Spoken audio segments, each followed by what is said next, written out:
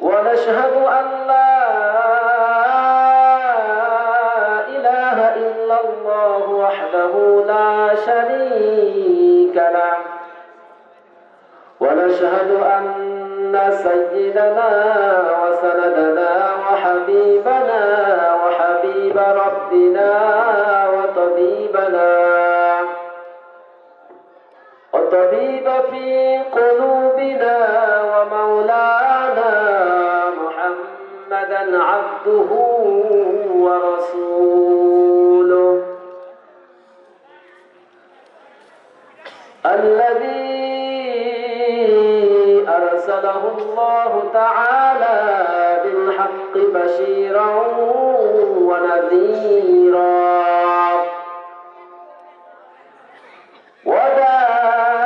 وداعيا إلى الله بإذنه وسراجا منيرا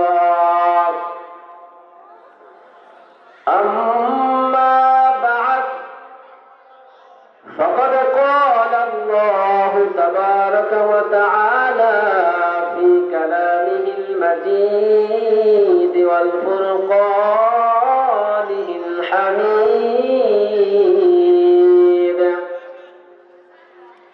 সকলে মহব্বত আমার সাথে পড়েন আউযু বিল্লাহি মিনাশ শাইতানির রাজীম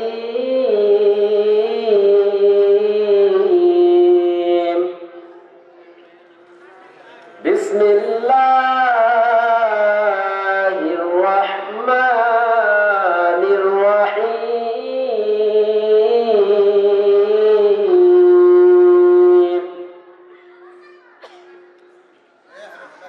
الذين إن مكناهم في الأرض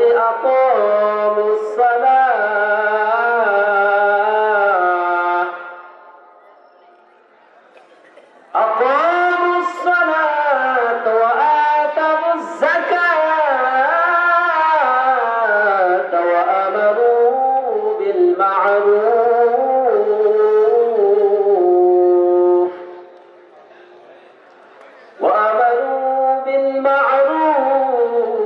ونهوا عن المنكر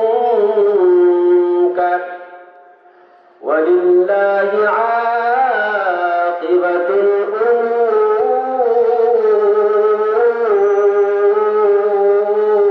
الأمور آمنت بالله وقال رسول الله صلى الله تعالى عليه وسلم من أحب لله وأبغض لله وأعطى لله ومنع لله فقد استكمل الإيمان أو كما قال عليه الصلاة والسلام وقال تعالى في شان حبيبه تعظيما وتكريما إن الله وملائكته يصلون على النبي يا أيها الذين آمنوا صلوا عليه وسلموا تسليما সকলে মহব্বতের সাথে পড়েন নবীর মহব্বতে আল্লাহকে রাজি করার জন্য দিলের গুনাহ মাফের জন্য বিশ্ব নবীকে সন্তুষ্ট করার জন্য আল্লাহ রাসূলের প্রেমে মহব্বতের সাথে দুরূদ পড়েন আল্লাহুম্মা সাল্লি আলা মুহাম্মাদিন ওয়া আলা আলি মুহাম্মাদ কামা সাল্লাইতা আলা ইব্রাহিম ওয়া আলা আলি ইব্রাহিম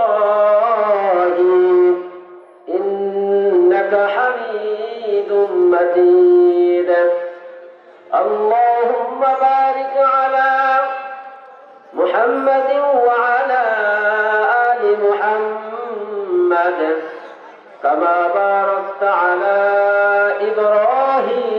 إبراهيم وعلى آل إبراهيم إنك حميد مجيد شكر بلغ العلا بكماله كشف الدجى بجماله حسنت جميع خصاله بلغ العلا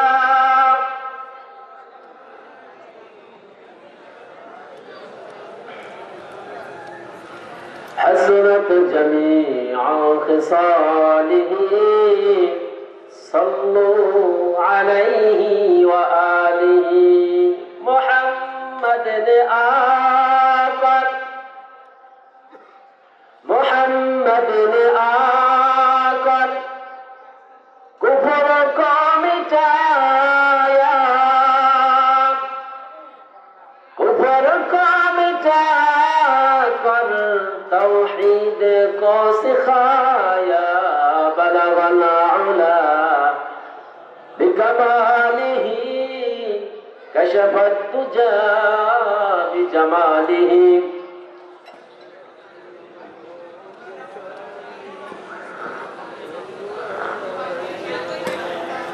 محمد نے آकर باطل کو مٹایا محمد نے آकर باطل کو مٹایا باطل کو مٹا کر حق کو سکھایا بلغ العلا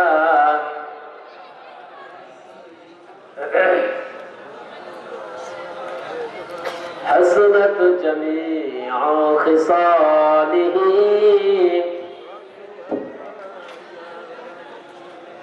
যাদের ভয়ে নত হয়ে যাদের ভয়ে নত হয়ে থাকত সকল বেঈমান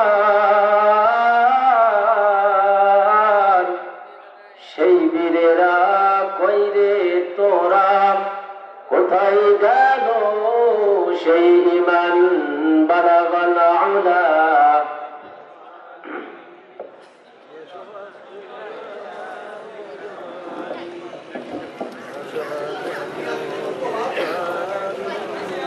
صلوا عليه وآله ذكر করি লা ইলাহা সবাই সবাই সবাই বসে যাই দাঁড়িয়ে থেকে বসে যাই বাবাজিরা বসে যাই যুবক ভাইরা সকলকে বসিয়ে দাও স্বেচ্ছাসেবক যারা সকলকে বসিয়ে দাও লা ইলাহা ইল্লাল্লাহ লা ইলাহা ইল্লাল্লাহ আসমানের মালিক যে আল্লাহ জমিনের মালিক ওই আল্লাহ আসমানের মালিক যে আল্লাহ জমিনের মালিক ওই আল্লাহ হায়াতের মালিক যে আল্লাহ মৌতের মালিক ওই আল্লাহ লা ইলাহা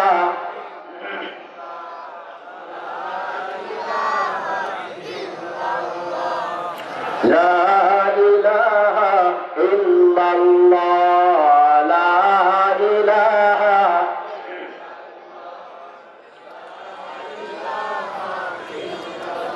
পাখির গানে গানে হাওয়ার তানে তানে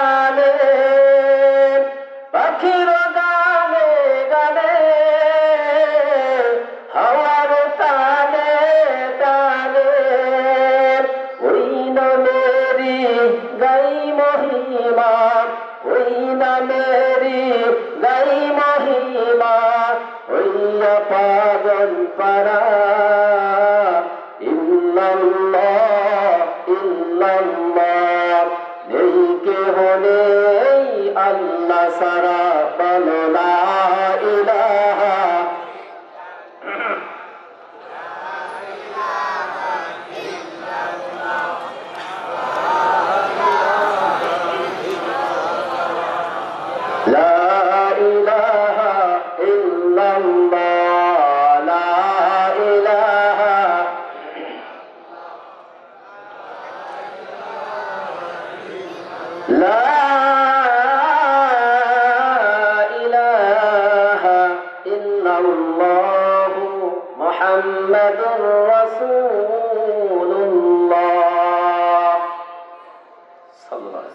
আলহামদুলিল্লাহ, ঐতিহ্যবাহী শ্রীপুর হিলপুল ফজল যুব সংস্থা কর্তৃক আয়োজিত আজকের এই বার্ষিক ওয়াজ মাহফিলের সম্মানিত সভাপতি জনাব মোহাম্মদ আব্দুর রাজ্জাক হোসেন আলিমান মোল্লা, আজকের মাহফিল যিনি পরিচালনা করছেন বিশিষ্ট আলেম দ্বীন আলহাজ হাফিজ মাওলানা বাহাউদ্দিন সাহেব দামাত বারকাতুহু, এছাড়াও আজকের মাহফিলে যিনি প্রধান আকর্ষণ, প্রধান অতিথি, মজলুম কারা নির্যাতিত আলেম দ্বীন, সারা বাংলায় যিনি আলোড়ন সৃষ্টি করেছেন বিশিষ্ট আলেম দ্বীন জনাব হযরত মাওলানা মুফতি রফিকুল ইসলাম মাদানী সাহেব নেত্রকোনা, আল্লাহ পাক তার হায়াতে বরকত দান করুন, আমিন। এছাড়া আজকের মাহফিলে আমন্ত্রিত ওয়াইজ যিনি আছেন আমার অত্যন্ত কাছের ব্যক্তিত্ব হযরত মাওলানা নাজির আহমেদ সাহেব দামাত বারকাতুহু। এছাড়াও আজকের মাহফিলে উপস্থিত আসমানের নিচে জমিনের উপরে জাতির সর্বশ্রেষ্ঠ সন্তান উলামা ইকরাম, এবং উপস্থিত আছেন এখানে পিতৃ সমতুল্য মুরব্বী ইকরাম, স্নেহের কলিজার টুকরো যুবক ভাইয়েরা, মাদ্রাসার তালিবুল ইলম ছাত্র ভাইয়েরা, পর্দার অন্তরালে অবস্থানরত আমার সম্মানিতা মুহতারামা মা ও বোনেরা, আল্লাহ পাক রব্বুল আলামিনের দরবারে আমরা শুকরিয়া আদায় করি যে আল্লাহ রব্বুল আলামিন আজকের এই শ্রীপুর হিলপুল ফজল যুব সংস্থা মধুখালী ফরিদপুর কর্তৃক আয়োজিত আজকের এই তাফসীরুল কোরআন তথা ওয়াজ মাহফিলে আমরা আসতে পেরেছি, এজন্য খুশি না বেজার? সবাই খুশি? এটা আল্লাহর নিয়ামত, ঠিক কিনা বলেন? এজন্য আমরা অন্তরে অন্তঃস্থল থেকে কৃপণতা করব না, আল্লাহকে রাজি করার জন্য, আল্লাহর এই নিয়ামতের শুকরিয়া আদায় করার জন্য আমরা উঁচু আওয়াজে আল্লাহকে রাজি করার জন্য শয়তানকে নারাজ করে দেবো। সকলে বলে আলহামদুলিল্লাহ, আরো জোরে বলে আলহামদুলিল্লাহ। আরো শুকরিয়া আদায় করি আমার কলিজা টুকরা যুবক ভাইরা, হিলফুল ফজল যুব সংস্থা, যেই যুবকেরা আমার এই মাহফিলের আয়োজন করেছে, আল্লাহ পাক সকলকে যেন হায়াতে তৈয়বার সাথে নেক মাকসাদে আল্লাহ পাক তাদেরকে পৌঁছানোর তৌফিক দেন, আমিন। লক্ষ কোটি দুরূদ ও সালাম আখির জামানার পয়গম্বর, বিশ্ব মানবতার মুক্তির দূত, সাইয়্যিদুল মুরসালিন, খাতামুন নবিয়্যিন, আশরাফুল আম্বিয়া, সরওয়ারে কায়নাত, বিশ্ব মানবতার আইডল জনাবে মুহাম্মদ রাসূলুল্লাহ, সকলে বলি সাল্লাল্লাহু আলাইহি ওয়াসাল্লামের। আমি আমার আলোচনার শুরুতে আমি যথার্থ আহ্বান রাখতে চাই, এই সাইড থেকে অনেক শব্দ আসতেছে, সাউন্ড পলিউশন যদি হয়, কোরআনের মাহফিলে বক্তার কথা বলার সমস্যা হয়। এজন্য আমরা মেহেরবানি করে যারা স্বেচ্ছাসেবক আছেন সকলকে আমরা খামোশ করে দিই, আর মাহফিলের এত সুন্দর ইন্তজাম, আপনারা যদি রাস্তায় ঘোরাফেরা করেন, দোকানে ঘোরাফেরা করেন, প্রতিদিনই তো দোকান মেলে, ঠিক কিনা বলেন? প্রত্যেকটা মোড়ে মোড়ে এখন বাজার, নাকি ভুল বললাম আমি? প্রত্যেকটা মোড়ে মোড়ে এখন বাজার। বাজার তো সবাই যান, প্রতিদিনই কিছু কেনেন। আজকে কোরআনের মাহফিল, জান্নাতের বাগান, কোন সন্দেহ আছে বলেন? আজকের দিনকের জন্য কি আমরা একটু বিরত থাকতে পারি না? আল্লাহ সবাইকে তাওফিক দিন, আমিন। আরেকটা অনুরোধ যুবকদের প্রতি, যেহেতু ধর্মীয় একটা কোরআনের মাহফিল, এই যে আলোকসজ্জা যেটা করা হয়েছে, এটা আমার কাছে কেমন যেন একটা খামাখা অযথা মনে হচ্ছে এটা। কারণ আমাদের এই দেশ এইগুলো আলোকসজ্জা অনেক সময় যারা ভণ্ড বেদাতি তাদের মাহফিলে হয়, ঠিক কিনা বলেন? ওরস নামে ইসলাম বিরোধী কার্যকলাপ হয়, সেখানে এইসব হয়। তবে আমি আমার যুবকদের বলতে চাই, এবছর হয়েছে যাক পরশু আলহামদুলিল্লাহ, সামনে থেকে এরকম রঞ্চন না করাই ভালো, ঠিক কিনা বলেন? তো সম্মানিত হাজিরিন, আমি আপনাদের মাঝে কোরআনুল কারীমের 17 নম্বর পারা সূরাতুল হজ, কোন সূরা বলেন? এই হজ ইসলামের একটা খুঁটি, ঠিক কিনা বলেন? ইসলামের খুঁটি ভিত্তি কয়টা? কয়টা বলেন?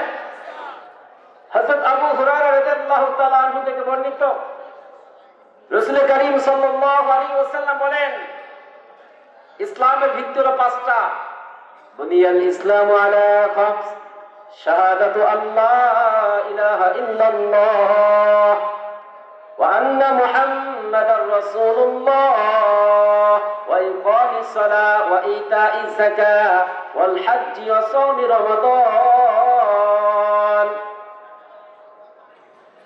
রাসূলুল্লাহ সাল্লাল্লাহু আলাইহি ওয়াসাল্লাম বলেন, ইসলামের ভিত্তি 5টা।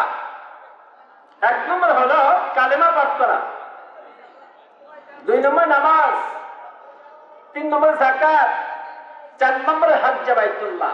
সুবহানাল্লাহ বলেন। হজ করা ফরজ।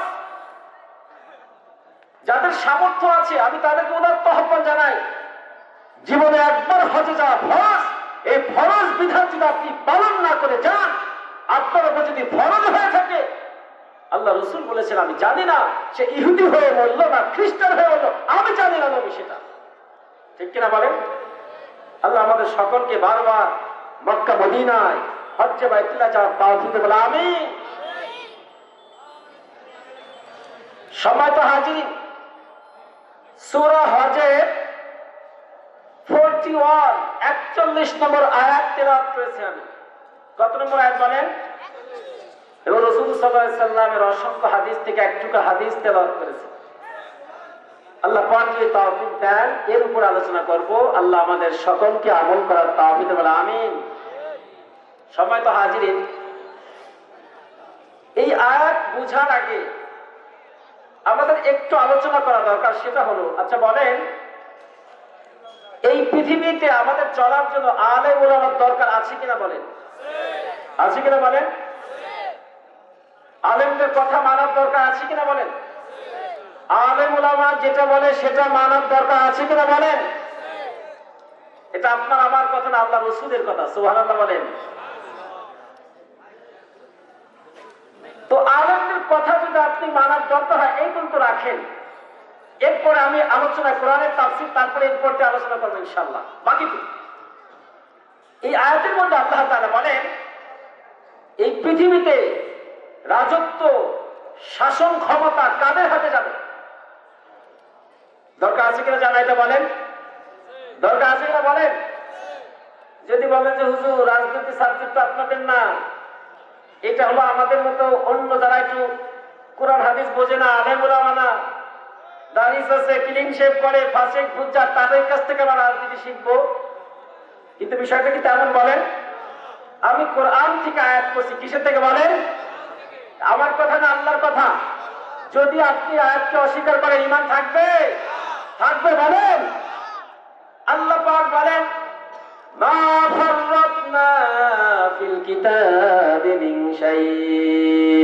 আল্লাহ পাক বলেন, পৃথিবীর মানুষ শোনো, ভালো করে শোনো, আমি আল্লাহ তাআলা কোরআন এমন একটা গ্রন্থ দিলাম যেই কোরআনের মধ্যে মানব জাতির কোন বিষয় বাদ দেওয়া হয় নাই। আল্লাহু আকবার।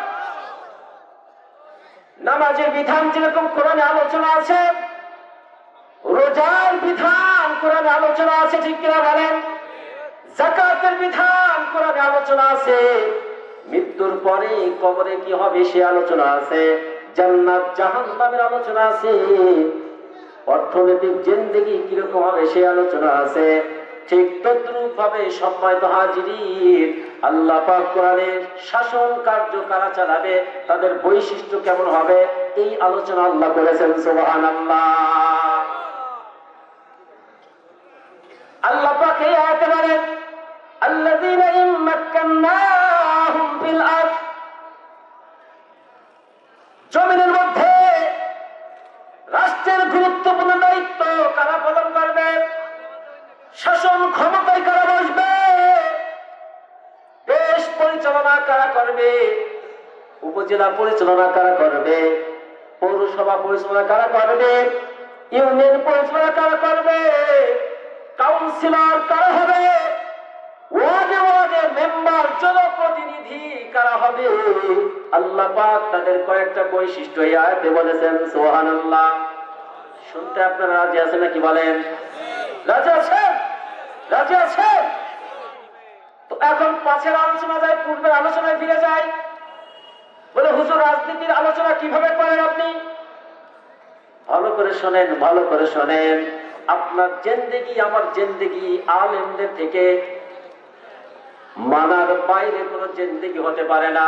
আমার জীবনের যা কিছু আমি করব আলেমদের থেকেই জেনে করে, ঠিক কিনা বলেন? আপনি ঠিক করেও ঠিক, না করেও ঠিক। আমি একটা উদাহরণ দেই, বোঝেন ভালো করে। মুসলমান ভাইরা আমার, দিলের কান্না দিয়ে কথাগুলো শুনবেন। আপনি নিজে অর্থ উপার্জন করলেন, আপনার মাথার ঘাম পায়ে ফেলানোর টাকা দিয়া আপনি পোশাক ক্রয় করলেন।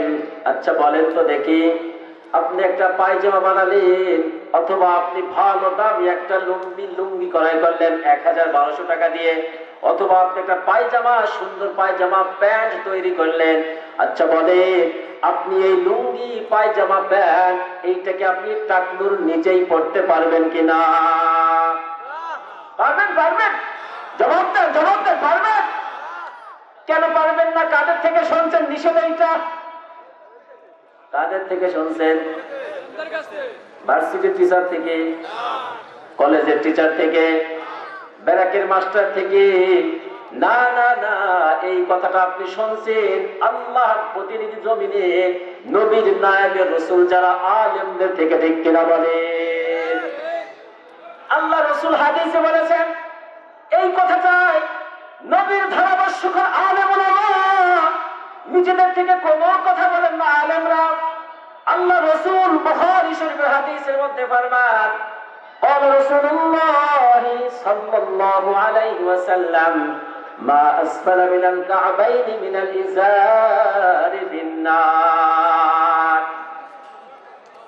যে অংশটুকু পায়জামা, কাপড়, লুঙ্গি, প্যান্ট দ্বারা টাকলু ঢেকে থাকবে, এই অংশ কোথায় যাবে বলেন? কোথায় যাবে? জাহান্নামে যাবে। কোথায় যাবে? নবীর ওয়ারিস আলেমরা বলছে এই জন্য আপনি নিজের টাকা দিয়ে কাপড় বানানোর পরেও আপনি টাকলুর নিচে পড়েন না, ঠিক কিনা? আলেমদের কথা শোনেন তো। এরপর আসেন, আপনার মেয়ের বিবাহ হয়, একটু বোঝানোর জন্য আমি কথাগুলো বলতেছি। আপনার মেয়ের বিবাহ হয়, আমার মেয়ের বিবাহ হয়, আপনার বোনের বিবাহ হবে, আমার বোনের বিবাহ হবে। আচ্ছা বলেন তো, এই বাংলার জমিনে মেয়ের ইজাবটা আগে নেয় নাকি ছেলের ইজাবটা আগে নেয়? আগে অনুমতি কার নেয়? কাজী সাহেব এখানে আছেন, আমাদের জামাত ইসলাম আমির সাহেব চলে গেছেন নাকি? উনি তো জানেন। আগে কার কাছে পাঠায় বলেন? আবার বলেন, কার কাছে? বলেন বলেন। আচ্ছা বলেন তো দেখি, এই যে মেয়ের কাছে আগে পাঠাইতে হয়, এইটা আমরা কাদের থেকে জানছি? আলেমদের থেকে, ঠিক কিনা বলেন? আচ্ছা বলেন, ফজরের সময় 2 রাকাত সুন্নত আগে পড়তে হয়, 2 রাকাত ফরজ পরে পড়তে হয়। এমন কেউ কি আছে নাকি মসজিদে উপস্থিত হয়েছে 6:10 বাজে, জামাত হলো 6:20-তে, এখনো সময় আছে 10 মিনিট, সে সুন্নত পড়তে পারে? ঠিক কিনা বলেন? পারে? পারে? কোন জায়গায় কেউ শুনছেন আপনারা মুসল্লিরা বলছে আরে আমরা কি কম বুঝি নাকি, আগে ফরজ পড়ো তারপরে সুন্নত পড়বো? হয়েছে নাকি এরকম? বলেন কেন হয় নাই? আলেমদের থেকে শুনলাম যদি আপনি শুরু করতে যান আপনাকে 10 জন খাবলা মেরে দেবে। আগে সুন্নত পড়ো, 10 মিনিট বাকি আছে, এত ব্যস্ত হইছো কেন? আগে সুন্নত পরে পড়ো। ঠিক কিনা বলেন? মুসলমান ভাইরা, বাবাজিরা আমার, বিবাহ যখন সম্পাদন হবে, আপনি কি কোন জায়গায় শুনেছেন যে আপন খালাকে কেউ বিয়ে করে? কেন করবে না? সেও তো একটা মেয়ে মানুষ, পুরুষ বিয়ে হবে মেয়ের সাথে। এই পৃথিবীতে আপনারা কি শুনছেন নাকি নিজের আপন খালাকে কেউ বিয়ে করতে চায়? আপন ফুফুকে কেউ বিয়ে করতে চায়? কেন চাই না বলেন? কেন চাই না? কারণ সবাই জানে, আলেমদের থেকে শুনে যে আমরা 14 জন নারীকে বিবাহ করা হারাম। ঠিক কিনা বলে? ঠিক আছে কথা? সুদ খাওয়া যে হারাম, ঘুষ খাওয়া হারাম, এটা কাদের থেকে শিখেছি আমরা? বলেন বলেন, কাদের থেকে শিখেছি? এখন এরকম উদাহরণ দিলে সারা রাত কেটে যাবে আমার। এখন আমার মূল পয়েন্টে আসি। নামাজ আমরা পড়ি আলেমদের কথা মতো, রোজা রাখি আলেমদের মাসলা মাসাইল মতো, আমি হজ্জে বাইতুল্লাহ যাই আলেমদের কথা মতো। এখন বলে আমার রাজনীতিটা হবে কাদের কথা মতো? সবাই সবাই সবাই কাদের মতো হবে? কাদের কথা মতো? নারায়ে তাকবীর, নারায়ে তাকবীর। আপনারা খুশি সংবাদ শোনেন, আলহামদুলিল্লাহ, আলহামদুলিল্লাহ বলেন। সিরিয়া মুসলমানদের হাতে বিজয় হয়ে গেছে, আলহামদুলিল্লাহ বলেন। সিরিয়া মুজাহিদদের মাধ্যমে বিজয় হয়েছে। জালেম বাদশাহ স্বৈরাচার বাশার আল আসাদের পতন হয়েছে কিনা বলেন? হয়েছে। আমাদের দেশে হয়েছে কিনা বলেন? আমরা চাই এই বাংলার জমিনে আর কোন স্বৈরাচার যেন কোনো উত্থান না হয়। ঠিক কিনা বলে? বাংলার জমিন ইসলামের জমিন হওয়া। ঠিক কিনা বলে? বাংলার জমিন আলেমের জমিন হওয়া। ঠিক কিনা বলে? আলেমদের কথা মতো চলতে হবে আমাদেরকে। লাভটা কি? আমি হাদিস শোনাবো আমি। এখন বলেন রাজনীতি হবে আলেমদের মতো। গতকাল চুক্তি হয়েছে, আপনারা জানেন, যুদ্ধবিরতি চুক্তি হয়েছে হামাস আর ইসরায়েলের মধ্যে। এই নেতৃত্ব দেশে আলেমরা। সুবহানাল্লাহ। আলেমরা করে কি? আমরা করি। এই সব জায়গায় টাকা পাঠাইছি আমরা, তুরস্কের মাধ্যমে গাজায় অর্থ দেশে। কারণ যুদ্ধ করার জন্য, জিহাদ করার জন্য অস্ত্রের প্রয়োজন আছে কিনা বলে? অস্ত্র ছাড়া জিহাদ হবে? এই টাকা দেওয়া লাগে নাই আমাদের? দিছি না আমরা? বলেন। আপনি বলছেন বিষয়, বিশ্বের একটা অন্যতম সামরিক শক্তিশালী দেশ ইসরায়েলের বিরুদ্ধে 15 মাস বুক চেকিয়ে যুদ্ধ করছে হামাস। ঠিক কিনা বলে? আল্লাহ পাক এই হামাসের মাধ্যমে গোটা ফিলিস্তিন, বাইতুল মুকাদ্দাসকে আল্লাহ বিজয় দান করুন। আমিন। মুসলমান ভাইরা আমার, আল্লাহ পাক বলেন আল্লাযীনা ইম্মাক্কান্নাহুম ফিল আরদ, জমিনের মধ্যে শাসন ক্ষমতা কারা চালাবে, রাষ্ট্র ক্ষমতায় কারা বসবে, এইটা তো আলেমদের থেকে আমরা শুনবো। ঠিক কিনা বলেন? কোন নাস্তিক, কোন ফাসিক ব্যক্তি যদি বলে কোরআনে রাজনীতি নাই, ইসলামে রাজনীতি নাই, আমি বলবো তোমার কোনো কথা ঠিক নাই। ঠিক কিনা বলেন? আল্লাহ পাক বলেন যাদেরকে আমি রাষ্ট্র দায়িত্ব নেব তাদের 4টা দায়িত্ব হবে। কয়টা বলেন? সবাই বলেন আরো জোরে। জোর হলো না, জোর বলে। আল্লাহ পাক নামাজ কায়েম করবে। তারা কি কায়েম করে বলেন? নামাজ কায়েম করবে যারা, তারা রাষ্ট্র ক্ষমতায় বসবে। ঠিক কিনা বলেন? নামাজ কায়েম করবে যারা, সংসদে পার্লামেন্টে তারাই যাবে। নামাজ কায়েম করবে যারা, পৌরসভার মেয়র তাদের হওয়ার অধিকার। ঠিক কিনা বলেন? নামাজ কায়েম করবে যারা, উপজেলা চেয়ারম্যান হওয়ার দায়িত্ব তারা, ঠিক কিনা বলে? ঠিক তো খালি এই জায়গা, আর ভোটের সময় নর্জাদিক ভোট সেদিক।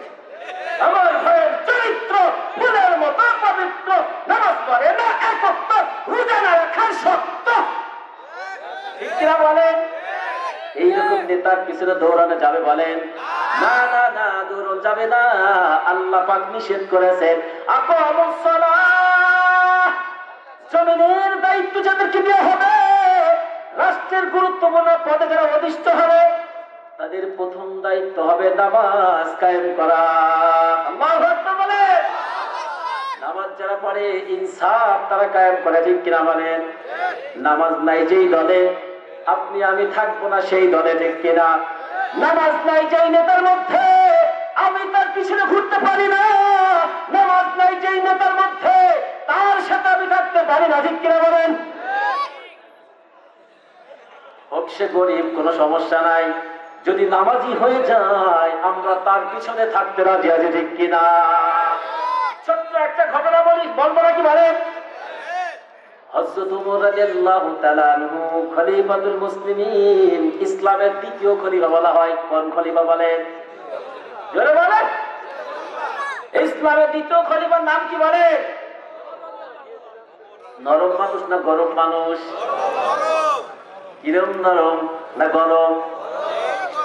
মেলা গরম ছিল, লাখ লাখ মানুষের মামলা দিয়ে ঢুকাইছে, গুম করছে, আইনা ঘর বানাইছে, হত্যা করছে, দেশ ছাড়া করছে। না না না, হযরত ওমর জান্নাতি সাহাবী, সুবহানাল্লাহ বলেন। ওমর জান্নাতি, উসমান জান্নাতি, আবু বকর জান্নাতি। কে বলেছেন? রাসূল বলেছেন, আল্লাহ বলেছেন, সুবহানাল্লাহ বলেন। রাসূল নাম ধরে বলেছেন, আল উমরু ফিল জান্নাহ, উসমান ফিল জান্নাহ। আর আল্লাহ পাক সরাসরি বলেন, কয়জনের নাম বলবো? সহজ কথাই শোনো, ওয়াল্লাযীনা আমানু মাআহু আশিদ্দাউ আলাল কুফফার, কাফিরদের বড় কঠোর, তিনি হলেন হযরত ওমর। সুবহানাল্লাহ। হযরত ওমর কত কঠোর ছিলেন! এর মুসলমান যেই পথে ওমর যাইতো, সেই পথে এমনকি শয়তানও যাইতো না, ঠিক কিনা বলেন? জোরে বলেন। হযরত ওমর কঠোর ছিলেন, ইসলামের বিপক্ষের বেলায় কঠোর, ইসলামের পক্ষে তিনি ছিলেন নরম। সুবহানাল্লাহ। এই হযরত ওমর রাদিয়াল্লাহু তাআলা আনহু সম্পর্কে আল্লাহ পাক কোরআনে অসংখ্য আয়াত তার শানে নাযিল করেছেন। সুবহানাল্লাহ। হযরত ওমরের চাহিদা মোতাবেক আল্লাহ পাক অনেক আয়াত নাযিল করলেন। এই ওমর যখন শাসন ক্ষমতায় বসছেন, ওনার কাছে এসে একজন বলতেছে, সাঈদ ইবনে আমির আল জুমাহি রাদিয়াল্লাহু তাআলা আনহু এক সাহাবী, তিনি বলতেছেন, ওমর রাষ্ট্র পরিচালনা করেন, খবরদার ন্যায় ইনসাফ ভাবে করবেন, ন্যায়ের বিরুদ্ধে যাবেন না, আপনি অন্যায়ের পক্ষে থাকবেন না। এই কত বড় সাহস! খলিফা, তাকে একজন সাধারণ লোক সাহাবী বলতেছে, ওমর দেশ চালান তো ভালো কথা, কিন্তু ইনসাফপূর্ণ চালাবেন, নবীর আদর্শের বাইরে যাবে। এই কথা যদি আমাদের দেশে কোনো শাসককে বলা হয়, উপায় থাকবে? ও সকালেই ঘুম, হ্যাঁ, খালি কোনো মতো এক কথা বলছি, ইঙ্গিতে একবো আমাদের একটা আলেম, তাই ছাড়া অস্থির, ঠিক কিনা বলে? যতই লাফালাফি করো, এই দেশ হবে ইসলামের দেশ, আলেম ওলামার দেশ। আলেমদেরকে বাইপাস করে এই দেশে আর কোনো রাজনীতি হবে না, ঠিক কিনা বলে? মুসলমান ভাইরা রে আমার, হযরত ওমর চিন্তা করতেছে, আরে বাপ রে বাপ, এই কেমন ব্যক্তি আমাকে উপদেশ দেয়, আমাকে উপদেশ দেয়। বর্তমান আমাদের গণতন্ত্রে এই নিয়মটাও কিন্তু আছে, শাসকের একজন সমালোচনা, একজন মেথর পর্যন্ত করার অধিকার রাখে, ঠিক কিনা? সেদিকে আছে আমাদের। ওমর এখন বলতেছে, ভাই তুমি তো অনেক পাণ্ডিত্য দেখাইতেছ, তাহলে আসো তোমার একটু দায়িত্ব দেই। রাষ্ট্রের দায়িত্ব পালন করা কত যে কঠিন জটিল, এইটা তুমি বাইরেতে সমালোচনা করা যায়, দায়িত্ব পাওয়ার পরে একটু মজা বোঝো, তোমার একটু দায়িত্ব দিয়ে আসো। আসো। কি করছে? দায়িত্ব দিছে। হিমস একটা প্রদেশ, সিরিয়ার একটা শহর, সুবহানাল্লাহ বলে। এইটাকে বর্তমান আধুনিক যুগে একটা নাম আছে হোমস শহর, হোমস। এই হোমসে বাশার আল আসাদের বাবা, এই জালেম স্বৈরাচারের বাবা, সেও জালেম ছিল, তার নাম ছিল হাফিজ আল আসাদ। কি নাম বলেন? এই জালেমের বিশাল এক মূর্তি ছিল। কি ছিল বলেন? বিশাল এক মূর্তি। এই হোমস শহরের এই মূর্তিকে পুনরুজ্জীবিত করে বেজ্জিত দেশে থেকে ভেঙে ফেলেছে, ঠিক কিনা বলে? কোন নেতার মূর্তি আমাদের এই দেশে চাই না আমরা। সন্ধ্যার নামাজ শেষ হওয়া দেরি আছে, কোরআন তেলাওয়াত শুরু করতে দেরি হয় না। আল্লাহু আকবার। চেষ্টা নাই তো কারো বাপের ভিটা, করবে মন চাহিনেই যখন যেটা, ঠিক কিনা বলে? চেষ্টা নাই তো কারো বাপের ভিটা, করবে মন চাহিনেই যখন যেটা। চেষ্টা লক্ষ্য মার ইজ্জতেরই দামে কেনা, মাটিতে শুয়ে আছে লাখ শহীদের রক্ত কণা। চেষ্টা লক্ষ্য মায়ের ইজ্জতেরই দামে কেনা, মাটিতে শুয়ে আছে লাখ শহীদের রক্ত কণা। শহীদের রক্তের দামে কেনা মোদের সোনার ভিটা, শহীদের রক্তের দামে কেনা মোদের সোনার ভিটা। তবে কেন অভ্যাস হলো বিদেশিদের চরম চাটা, ঠিক কিনা বলে? যে দেশের সংবিধানে বিসমিল্লাহ থাকে লেখা, সে দেশের সংসদে হয় মদের আইন বৈধ রাখা। যে দেশের সংবিধানে বিসমিল্লাহ থাকে লেখা, সে দেশের সংসদে হয় মদের আইন বৈধ রাখা। বলো না কাকে ছেড়ে কাকে রেখে বলবো কথা, সবই তো নাচের বোতল, ইন্ডিয়ার মার্কিন হলো আসল ঘোটা। নয় তো কারো বাপের ভিটা, করবে মন চাহিনেই যখন যেটা, ঠিক কিনা বলে? যারা যে চিল্লাইতেছে স্বাধীনতা স্বাধীনতা, দেশটা নাই তো তাদের দাবার লাগি মাথা ব্যথা, ঠিক কিনা বলে? আজকে দাদা বাবুরা পাগল হয়ে গেছে, পাগল হয়ে গেছে। তবে ধন্যবাদ জানাই আমার দেশের সীমান্ত রক্ষী বিজিবি, বর্ডার গার্ড বাংলাদেশকে জিনে দেয় স্বৈরাচার এবং জালিম দেশ আমাদের পাশের বন্ধু রাষ্ট্র ভারতের থেকে 5 কিলোমিটার উদ্ধার করছে, ঠিক কিনা বলেন? ঠিক কিনা বলেন? আবার আমার সীমান্তের ভাইরা আজকে দেখলাম চাঁপাইনবাবগঞ্জে দাঁত ভাঙা জবাব দেশে, ঠিক কিনা বলে? আমরা উদাত্ত হবো নাকি ভাই? যারা সীমান্ত আছো তোমরা দেশ রক্ষার জন্য ঝাঁপিয়ে পড়ো, আমরা তোমাদের সাথে আছি। তাহলে এই দেশের স্বাধীনতা সার্বভৌমত্ব 1 ইঞ্চি ব্যাপারে আমরা আপোষ করতে রাজি নই, ঠিক কিনা বলে? মুসলমানের দেশ, 90% মুসলমান আমরা, এই দেশ চলে মুসলমানের শাসনে, ঠিক কিনা? বলে হিন্দুর শাসন এই দেশে মেনে দেওয়া হবে না। আপনি দেখেন আমাদের জনগণ কত ভালো, আলহামদুলিল্লাহ বলেন, বলে সুবহানাল্লাহ। বিজিবির সাথে দেখলাম এক কৃষক বিড়ি টানতেছে, সীমান্ত পাহারা দিচ্ছে, সুবহানাল্লাহ বলে। কি দেখছেন না আপনারা? আরে বিড়ি টানতেছে কাশি হাতে, সুবহানাল্লাহ। এই দেশের জনগণ এরকম, এই দেশ 18 কোটি 20 কোটি মানুষ, সকলকে যদি হত্যা করতে পারে এই দেশ দখল করতে পারবা। সুতরাং এই দেশের দিকে চোখ তুলে তাকালে চোখ উপড়ে ফেলা হবে, ঠিক কিনা? মুসলমান ভাইরা আমার, এই জন্য হযরত ওমর রাদিয়াল্লাহু তাআলা আনহু উনি বললেন, শোনো তোমাকে হিন্দ শহরে পাঠালাম, ওইখানের গভর্নরের দায়িত্ব, দেখি তোমার যোগ্যতা কেমন। আমার মূল ধরনিয়া এইবার তোমার দায়িত্ব দিলাম, দেখি তুমি কেমন যোগ্যতা, চালাও চুপ যাও। কিছুদিন পর উনি শাসন শুরু করলেন। কিছুদিন পর ওখানে ভিআইপি লোকজন হযরত ওমর রাদিয়াল্লাহু তাআলা আনহুর কাছে সাক্ষাৎ করলেন, মদিনায় আসলেন। মদিনায় আসার পরে হযরত ওমর এক কথা বলা শুরু করলেন, তোমাদের এলাকার দরিদ্র লোক কারা, একটু দরিদ্রদের একটা তালিকা দাও, আমি কিছু অনুদান দেবো তাদের। আমি কি দেবো বলেন? আমাদের ইসলামিক ব্যক্তিত্বরা অনুদান দেয় কিনা বলেন? গতকাল আমরা কম্বল দিছি আমাদের এক নেতার মাধ্যমে, কিন্তু আমরা এগুলো প্রচার করি না, আমরা করি আল্লাহর জন্য, ঠিক কিনা বলেন? আজকেও আমি 15টা কম্বল কিনে আনলাম মানুষকে দেওয়ার জন্য, এগুলো প্রচার করি না। কেন? আমরা কাজ করি কার জন্য? আল্লাহ পাক বলেন, কুল ইন্না সালাতি ওয়া নুসুকি ওয়া মাহইয়ায়া ওয়া মামাতি লিল্লাহি রাব্বিল আলামিন।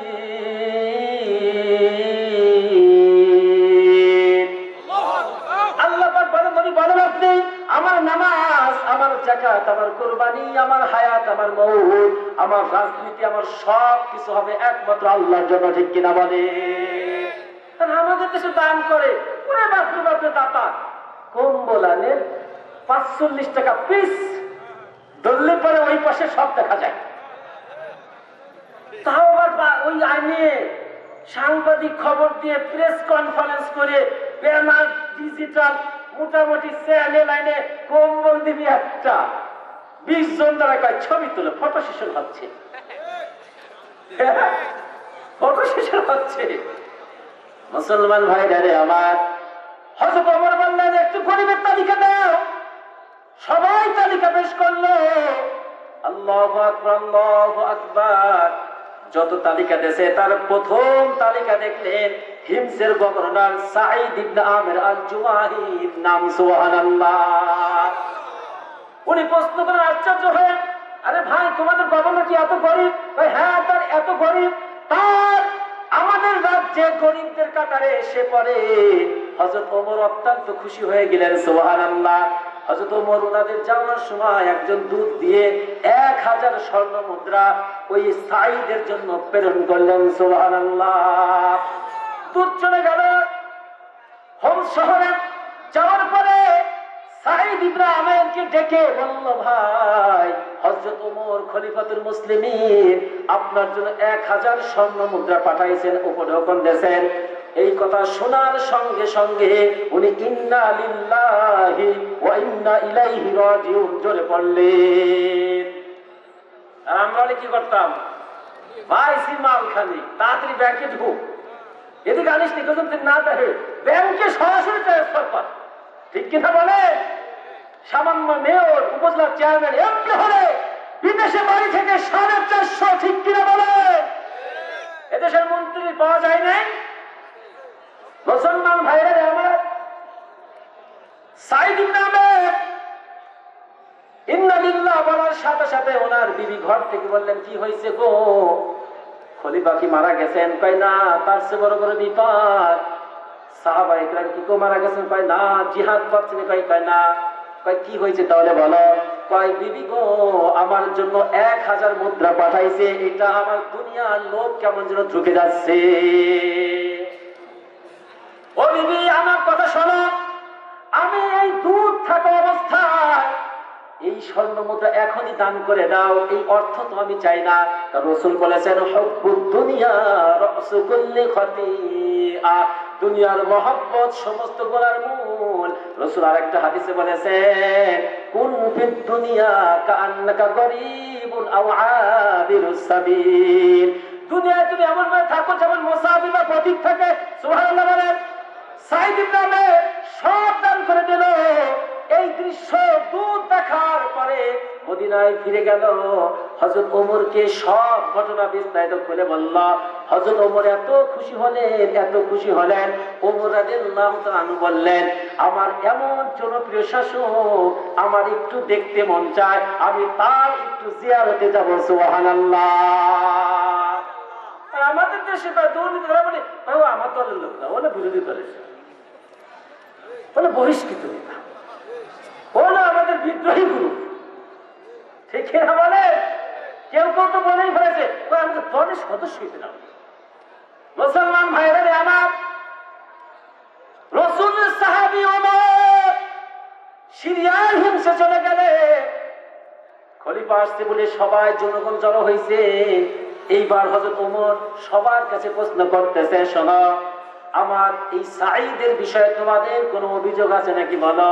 আমি এমন শাসক পাঠাইলাম, তোমাদের প্রতি জুলুম করে কিনা, তোমাদের প্রতি অত্যাচার করে কিনা, তোমাদের ট্যাক্স ভ্যাট বেশি ধরছে কিনা, তোমাদের প্রতি ক্ষমতা হওয়ার পরে ক্ষমতার একটা গরম আছে রে ভাই, এ যুবক, ক্ষমতা পাওয়ার পরে যদি জুলুম করো, মনে রাখবা কিয়ামতে যাওয়ার পরে, কবরে যাওয়ার পরে আল্লাহ পাকের লাল মুগুরের বাড়ি অপেক্ষা করবে, ঠিক কিনা?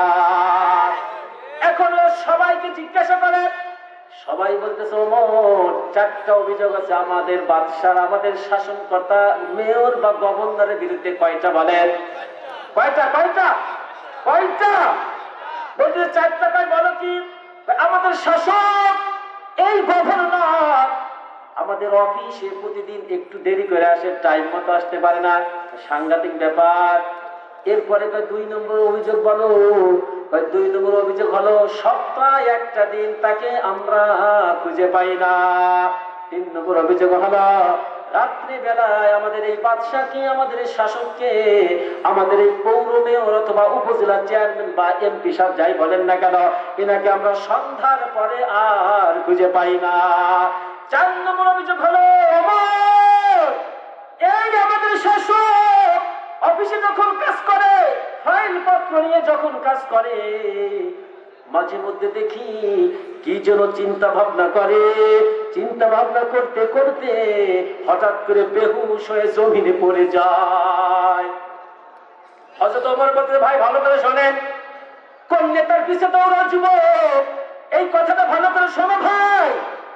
এইবার ওমর বলতে, সাঈদ বিচারের কাঠগড়ায় দাঁড়াও, তুমি তো এবার আসামি হইয়া গেলা, তোমার বিরুদ্ধে মামলা দায়ের হয়েছে, জবাব দাও, জবাব দাও। ও সাঈদ বলো, প্রতিদিন আসতে তোমার দেরি হয় কেন? সাঈদ ইবনে আমর আল জুমাহি বলে, চোখের পানি ছেড়ে দিয়ে বলে, ওমর ও খলিফাতুল মুসলিমিন, আমার বাড়িতে কোনো কাজের লোক নাই, অথচ বর্তমান কোন ইউনিয়নের একজন চেয়ারম্যান হলে তার বাড়ির কাজের লোক থাকে 10 জন কম্পাগারে কিনা। এগুলো চালাও কার টাকা দিয়ে ভাই? জনগণের টাকা আত্মসাৎ করো। একজন উপজেলা চেয়ারম্যান, একজন মেয়র, তার সাথে 10টা যুবক ঘরে কোন সারতে বলে? বিয়ের সময় ছেলে জিজ্ঞাসা, ছেলে কি করে? ভাইয়ের সাথে থাকে। কার সাথে থাকে? ভাইয়ের সাথে। চাকরি কি? আরে বোঝেন না মিয়া, ভাইয়ের সাথে থাকে। কার সাথে থাকে? ভাইয়ের সাথে থাকে। তার মানে কি বলো? তার মানে হলো ভাই কামাই করে তাদেরকে বসে, এই চেয়ারম্যান, এমপি, মেম্বার যারা হয়, এই যে নেতা বসে, এই টাকা কি তার বাবার ঘর টানে নাকি জনগণের টাকা দেয়? বলেন সবাই, বলেন জোরে বলেন। এইবার বলতেছে, ওমর আমার বাড়িতে কোনো কাজের লোক নাই, আমি সকাল বেলায় অফিসে আসার আগে আমার নিজের বাড়ির কাজকর্ম সারি, আমার স্ত্রীর সাথে কাজে কর্ম সহযোগিতা করি, এই জন্য আমার আসতে একটু লেট হয়, আমাকে এই জন্য ক্ষমা দৃষ্টিতে দেখেন। দ্বিতীয় অভিযোগ বলেন, আমিরুল মুমিনিন ও খলিফাতুল মুসলিমিন, আমার একটা মাত্র কাপড়, এই একটা কাপড় দিয়া 6 দিন আমি সপ্তাহে 6 দিন অফিস করি, জনগণের খেদমত করি ওমর, কিন্তু জুমার দিন শ্রেষ্ঠ দিন। সুবহানাল্লাহ বলেন। জুমার দিন কি দিন বলেন? আরে আমরা তো শ্রেষ্ঠই তো বুঝলাম না। ভাই হুজুর, জোহরও দেখতেই যাই, জুমাও দেখতে যাই, কত পাগল না আমরা যে জুমার দিন 12টায় যাবো, জুমার দিন 12:30 যাবো। এত বুক আমাদের ভাবেন না। হুজুরা ওয়াজ করতে আগে শেষ হয়ে যাক, কোনো মতে আল্লাহু আকবার। এ যুবক, খুতবা কিন্তু একটা নামাজের সব, ঠিক কিনা বলেন? বলে আমিরুল মুমিনিন, আমি তো জুমার দিনে প্রস্তুত নেই, এই কাপড়টা শুকাই ধুয়ে দেয়, এই জন্য ওই দিন আমি ইবাদত করি, আমি অফিস করি না। 3 নম্বর অভিযোগ বলো, সংক্ষেপে বলি, সময় আমার শেষ হয়ে যাচ্ছে। 3 নম্বর বলে, ও আমিরুল মুমিনিন, কাসামতু হায়াতি কিসমান, আমার জিন্দেগি আমি 2 ভাগে ভাগ করছি। কয় ভাগে বলেন? আমার জীবনটাকে আমি 2 ভাগে ভাগ করলাম। দিনের বেলায় জনগণের খেদমত করতে চাই, দিনের বেলা আমি জনগণের সেবক, আর সন্ধ্যার পরে আমি আমার মাওলার ডাকে সাড়া দিয়ে সারা রাত তাহাজ্জুদে দাঁড়াই। সুবহানাল্লাহ। এ মুসলমান, আল্লাহ প্রশংসা করেন, ওয়াইবাদুর রহমানিল্লাযীনা ইয়ামশুনা আলাল আরদি হাওলান ওয়া ইযা খাতাবাহুমুল জাহিলুনা ক্বালু সালামা ওয়াল্লাযীনা ইয়াবিতুনা লিরাব্বিহিম সুজদান ওয়া কিয়ামা। আল্লাহ বলেন, প্রিয় বান্দারা জানো, যারা রাতের বেলায় সিজদায় কাটায়। সুবহানাল্লাহ। এরপরে বলতেছে আমিরুল মুমিনিন, 4 নম্বর হলো বেহুশ হই কেন? ও আমি যখন ইসলাম গ্রহণ করি নাই, আমি তখন কাফের। এই সময় আমরা খুবাইবের নাম শুনছেন আপনি? কয় হ্যাঁ শুনেছি। খুবাইব রাদিয়াল্লাহু তাআলা তাকে আমরা গ্রেফতার করে আনলাম। এক পর্যায়ে খুবাইবকে আমরা তার নির্যাতন করলাম, তাকে খাবার দিলাম না, না খাওয়ায় রাখলাম। এক পর্যায়ে ওমর আমি দেখলাম আল্লাহর জান্নাত থেকে খাবার আসতেছে। সুবহানাল্লাহ, জোরে সুবহানাল্লাহ। ওমর আমরা তাকে বললাম, ও খুবাইব ইসলাম ছেড়ে দাও, তোমাকে ছেড়ে দেওয়া হবে। খুবাইব বলে না না না, জীবন চলে যাবে তাও আমি ইসলাম ছাড়বো না। সুবহানাল্লাহ বলে। আর এখন তো 500-1000 টাকা ইমান বিক্রি করে আসে কিনা মুসলমান? বলতেছে ওমর খুবাইব যখন মারা গেল, সংক্ষেপে বলা, ওই সময় খুবাইব চিৎকার করে বলতেছিল, ও গো মালিক, ও আল্লাহ, যারা আমাকে নির্মম ভাবে শহীদ করলো, কিয়ামতের মাঠে এদের বিরুদ্ধে আমি মামলা দায়ের করলাম। আল্লাহ, ও ওমর, ওই দৃশ্য আমার যখন চোখের উপর পড়ে, ওমর এ যুবক, এই দৃশ্য বাংলা জমিনে হয়েছে। আপনাকে কিভাবে পিটিয়ে হত্যা করা হয়েছে বলেন? হয়েছে কিনা বলেন? আলেম ওলামাকে হত্যা করা হয়েছে কিনা বলেন? নির্মম ভাবে ফাঁসি হত্যা করা হয়েছে। আমরা এই বাংলাদেশ আর চাই না, ঠিক কিনা বলেন? ওমর এই জন্য বেহুশ হয়ে যায়। এই জন্য বলতেছে মুসলমান শাসকের 4 গুণ। কয় গুণ বলেন? কয় গুণ বলেন? জোরে বলেন কয় গুণ? 1 নম্বর হলো যে নামাজ কায়েম করে। সুবহানাল্লাহ। 2 নম্বর আল্লাহ বলেন ওয়া আতামুজ যাকাত, যাকাত প্রদান করে যেই শাসক, তোমরা তার পিছনে থাকবা, সেই দলের পিছনে থাকবা, সেই নেতার পিছনে থাকবা। 3 নম্বর আল্লাহ পাক বলেন ওয়া আমারু বিল মা'রুফ, যারা নেক কাজ, সৎ কাজের আদেশ করে। সুবহানাল্লাহ বলবেন না? 4 নম্বর হলো ওয়ানাহা আনিল মুনকার, আর মন্দ কাজ থেকে যারা বাধা দেয়। এই রকম নেতার পিছনে থাকতে আমরা রাজি আছি নাকি বলেন? সবাই সবাই ইসলামের পক্ষে থাকবো তো ইনশাআল্লাহ? রাজনীতি ইসলামের পক্ষে থাকবো তো ইনশাআল্লাহ? হাত নামান। তবে শর্ত হলো আরেকটা আয়াত আছে সূরাত নূরে 55 নম্বর আয়াত। কত নম্বর আয়াত? 55, 55। কত বলে? কত? আল্লাহ পাক বলেন ওয়াদাল্লাহুল্লাযীনা আমানু মিনকুম ওয়া আমিলুস সালিহাত লা ইস্তাখলিফান্নাকুম ফিল আরদ কামা ইস্তাখলাফাল্লাযীনা মিন ক্বাবলিহিম। আল্লাহ পাক বলেন আল্লাহর ওয়াদা, আল্লাহ ওয়াদা করছেন। সুবহানাল্লাহ বলেন। আচ্ছা বলেন আল্লাহর ওয়াদা কি ভঙ্গ হয়?